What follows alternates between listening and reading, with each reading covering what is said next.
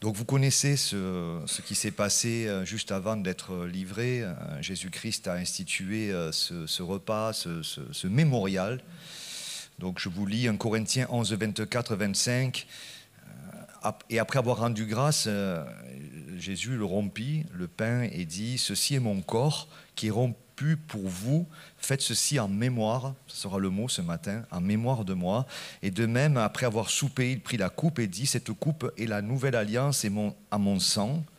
Faites ceci en mémoire de moi toutes les fois que vous en boirez ». Donc il y a j'ose dire, ce devoir de mémoire, et pour nous, c'est parce que ça existe aujourd'hui, des gens se sont battus pour que la Shoah soit pas juste un souvenir où on veut qu'il y ait justice, mais il y a un devoir de mémoire qui est lié pour que plus jamais ça se reproduise. Et nous, notre devoir de mémoire, il est presque, c'est un besoin aussi de mémoire, c'est pour que peut-être plus jamais des choses se reproduisent ou que peut-être plus souvent des choses se reproduisent, à savoir l'œuvre de Jésus-Christ en nous. C'est ça que nous nous rappelons.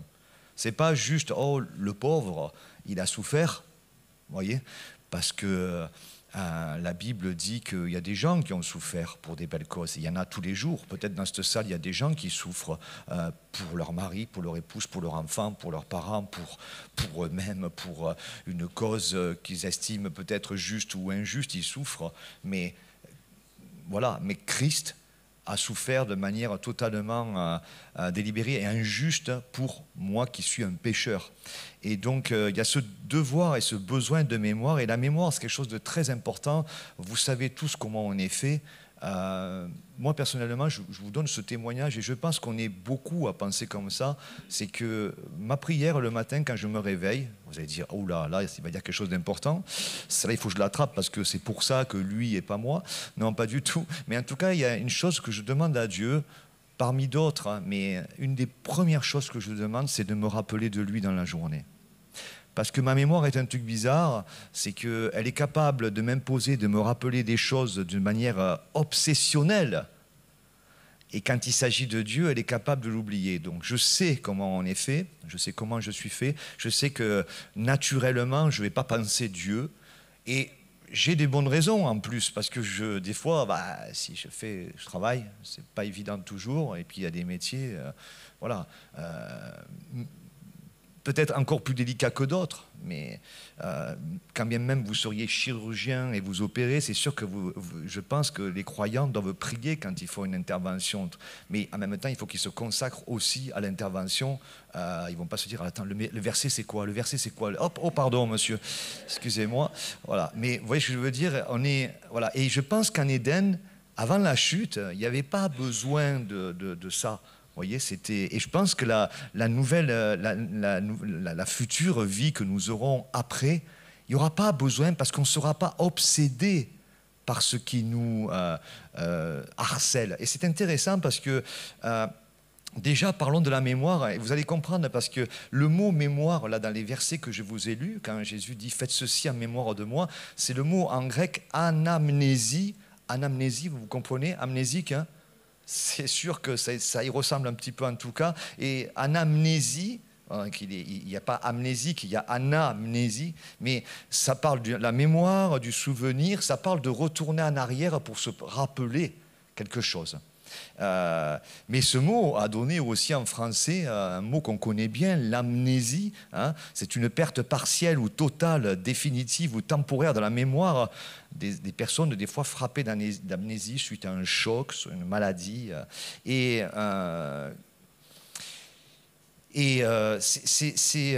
intéressant parce que naturellement, on peut être amnésique vis-à-vis de Dieu. Et pour cause des chocs, il y en a eu un, c'est la chute. Vous avez subi un choc et ça vous a été transmis, mais vous ne le sentez pas comme un choc. Il y a eu un accident, en fait. Vous voyez, des fois, des personnes vont avoir un choc violent d'accident ou un accident émotionnel fort. Voilà. Mais nous, le choc, il a eu lieu avant. Et quand on est avec ce traumatisme d'un choc qui a fait que c'est un choc cosmique en fait, qui a fait que l'être humain est séparé de Dieu. Et aujourd'hui, du coup, l'être humain a oublié Dieu. Par contre, ça fonctionne, puisque moi, dans la journée, je ne sais pas vous, mais des fois, j'ai des pensées qui viennent à des sujets, qui viennent et qui ne me lâchent pas. Et je dois prier, et des fois, voilà, la nuit, ça vous réveille. Dans la journée, tu ne sais pas pourquoi, ça t'amène à penser mal sur quelqu'un, mal sur toi-même, mal sur ça. Ou bien d'ailleurs, mais ça ne te lâche pas. On dit que c'est ça, être obsédé. Un obsédé sexuel, vous avez bien compris ce que c'est quelqu'un dont la pensée est constamment tournée vers ça. Mais il y a toutes sortes d'obsessions. Et c'est intéressant parce que l'obsession, c'est cet état mental qui fait constamment penser à quelque chose. Mais malgré vous, par moment, malgré vous, il y a quelque chose qui vient, vous voyez. Et ça veut dire que ça fonctionne quelque part, hein, mais ça ne fonctionne pas avec Dieu naturellement. Voyez. Et Jésus dit, chaque fois que vous faites cela, vous avez besoin. Et moi, c'est ma prière. Je dis, Seigneur, rappelle-toi à moi dans la journée. Quand ça arrive, alors j'y pense parce que j'ai aussi des exercices. Je lis, j'étudie, je suis pasteur, vous voyez. Mais croyez pas, les pasteurs, on n'est pas, on a besoin aussi de ce, on doit être discipliné aussi peut-être plus, parce que moi j'ai moins le droit que vous de pas passer du temps avec la parole de Dieu quelque part. Voyez, mais on a besoin parce que naturellement, et donc j'ai mes exercices, mes disciplines, mes traditions, qu'on appelle ça, mes rendez-vous. Je commence avec la parole le matin, voilà, j'ai mes habitudes et chacun a les. Mais après, je rentre dans la journée. Vous rentrez dans la journée, je rentre dans les trucs, les choses bien, pas bien, peu importe, la vie. Et puis des fois, bam. Et j'aime quand il y a ce petit truc qui se passe, de pouvoir se rappeler au milieu des choses que nous faisons, pour lesquelles Dieu n'est pas contre, vous voyez. Et c'est ma prière. Et vous pouvez faire cette prière. Seigneur, aide-moi à me rappeler de toi. Et une fois que je pense à toi, aide-moi à me rappeler les bonnes choses de toi aussi. Parce que si je ne te connais pas, je peux aussi être obsédé par toi. C'est-à-dire avoir une pensée d'un Dieu qui n'est pas qui il devrait être. Voilà. Et souvent, notre mémoire, elle est vraiment défaillante.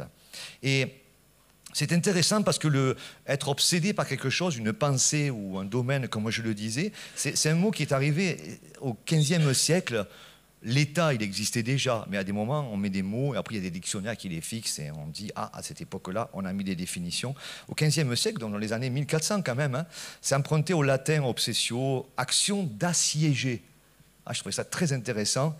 Et ça se disait particulièrement, ce mot, avec cette définition, ça se disait particulièrement dans le domaine religieux, on parlait des attaques du démon. Les exorcistes distinguaient l'obsession de la possession. Ils savaient qu'il y avait quelque chose qui obsédait les gens, et on le comprend aujourd'hui. La possession, si vous êtes sauvé, ce n'est pas possible. L'ennemi ne peut pas posséder quelque chose qui appartient à Jésus-Christ. Par contre, il peut vous obséder. Il peut ne pas vous lâcher, il peut vous mettre des pensées et te rappeler ton passé et t'inquiéter sur ton avenir et te faire des reproches, même des choses que tu as ratées. Et il va te mettre le doigt sur ça. C'est ça que Jésus va nous dire, tu dois te souvenir de qui je suis, de ce que j'ai fait pour toi. Donc ce souvenir de Dieu, c'est déjà un acte difficile. Ce n'est pas naturel à la base, parce qu'en plus, il y a ces sièges, ces attaques, ces actions qui nous assiègent, qui nous obsède, et vous l'avez tous remarqué, à des périodes, ça peut être sur un domaine, et puis on connaît nos fragilités, on sait que quand ça vient attaquer particulièrement dans ce chantier-là, ça va être plus douloureux. Voilà, ça peut être le passé, les blessures, les erreurs, les choses qu'on a subies, les choses qu'on a ratées, enfin il y a plein de choses. Et vous voyez, et la mémoire, elle fonctionne bien. Elle fonctionne très très bien, puisqu'elle est capable de rappeler et d'avoir mémorisé des choses qu'on voudrait oublier, alors que les choses qu'on voudrait se rappeler, elle veut pas elle est déchue aussi. L'être entier est déchu. J'ai besoin de l'aide du Saint-Esprit. J'ai besoin, par des soupirs inexprimables, de dire « Seigneur, aide-moi, aide-moi ». Et je sais que Dieu ne nous reproche pas ça. Parce que j'ai beau avoir mon âge, je peux vous dire, ce n'est pas parce qu'on aurait 95 ans que vous allez vous souvenir de Dieu tout le temps. Voilà. Un enfant qui comprend Dieu va avoir besoin de s'en rappeler parce qu'il va être occupé à la vie, à jouer, à courir et tout ça. Un ado, avec tout ce qui se déclenche, c'est pareil. Quelqu'un qui est amoureux, qui envisage une relation, avec tout ce il aura besoin. Et une fois qu'il sera marié, il aura besoin de Dieu. Et quand il aura les enfants, etc., tout le temps, on aura besoin de se rappeler et de savoir celui qu'on se rappelle, comment il est. Parce que l'obsession aussi peut venir d'un Dieu qui n'est pas Dieu, qui se fait passer pour Dieu et qui te reproche, qui te met des niveaux à atteindre. Jésus a dit, mon corps brisé, mon sang versé, pour que tu te rappelles que j'ai accompli. J'ai accompli. Et je terminerai avec juste ce point-là, ce passage où, dans Philippiens 4, où il est dit « Ne vous inquiétez de rien hein ». Il est facile d'écrire à l'époque. Hein. Mais en toute chose, faites connaître vos besoins à Dieu avec des prières et des explications. Vous voyez, ce sont des versets. Dieu nous le dit. Il nous dit « Ne vous inquiétez de rien », mais il donne la suite après. Parce qu'il sait très bien que c'est, s'il n'y a pas de consignes, de projets derrière, de solutions, de provisions, de définitions, mais moi je m'inquiète, moi. Je veux dire, je peux être pasteur, je peux avoir bientôt 60 ans, je m'inquiète. Mais faites des prières, des supplications, des actions de grâce. Il nous dit, oui, mais je ne le sens pas. On s'en fout, tu pries, c'est ce que Dieu nous demande. Et la paix de Dieu qui surpasse toute intelligence gardera vos cœurs et vos pensées en Jésus-Christ. Vous voyez, on pourrait même...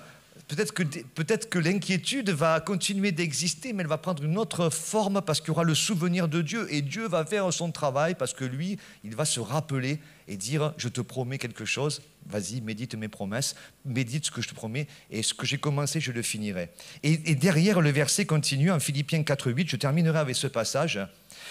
Au reste, frères, c'est juste après ce que je viens de vous citer, que tout ce qui est vrai, que tout ce qui est honorable, tout ce qui est juste, tout ce qui est pur, tout ce qui est aimable, tout ce qui mérite l'approbation, ce qui est vertueux et digne de louange, soit l'objet de vos pensées.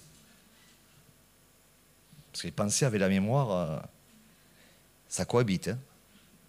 Des fois, il y a tapage nocturne, je le conçois, même tapage dans la journée, mais on ne pourra pas les changer, ils habitent au bon endroit. Ils habitent au même endroit et vous ne les changerez pas, ils sont en coloc. Et voilà. Et il faut le médiateur qui va mettre de l'ordre dans tout ça. Mais moi, j'ai aimé le mot pensée. Le mot pensée, c'est le mot logizomai qui est très important bibliquement, qui parle de l'imputation, c'est-à-dire sur notre compte, hein, je vous le fais, je ne veux pas rentrer trop dans la théologie, mais si vous avez accepté Jésus-Christ, sur votre compte a été mis le sacrifice, le pardon, l'amour. C'est-à-dire, vous êtes blanc, votre compte est à zéro, on a payé vos crédits, on a payé vos dettes, on a payé vos péchés. Tout ce que l'œuvre de Christ a accompli a été mis sur mon compte. Il serait plus long à expliquer sur ça. Croyez-moi sur parole. Enfin, en tout cas, moi, je crois la parole, et donc je vous parle de la parole. Mais c'est tout ce que je vous ai dit, honorable, juste, pur, soit mis sur votre compte. C'est pas juste, je pense, il faut que je l'apprenne par cœur, parce qu'il y a l'approbation, le 9, combien il y en a 8, 7, 9, il faut que je l'apprenne par cœur, Non, ça a été mis, mais je dois penser à ce qui a été mis. Et pour moi, tout ça fait partie de ce devoir de mémoire. Parce que l'assiégeant ne se gênera pas d'assiéger. Je vais d'être obsédé sur des points. Je peux vous dire, ça sera tout le temps. Et l'ennemi, c'est où se trouve la façade ou l'endroit fragile. Parce qu'il sait très bien que tu as été blessé là, que tu as chuté là, et que tu continues là-dedans, et il sait où il peut aller attaquer, là où c'est fragile. C'est ça qu'il dit, il y a quelque chose qui a été mis sur ton compte, rappelez-vous ça. Je vous demande pas, Dieu nous demande jamais d'y arriver, vous voyez. Ça, c'est pas connaître. Il ne nous dit pas, tu dois y arriver.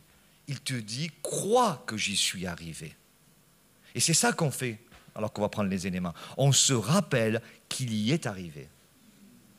Que lui, il est vrai, honorable, juste, pur, aimable. Il mérite l'approbation. Il est vertueux, il est digne de louange.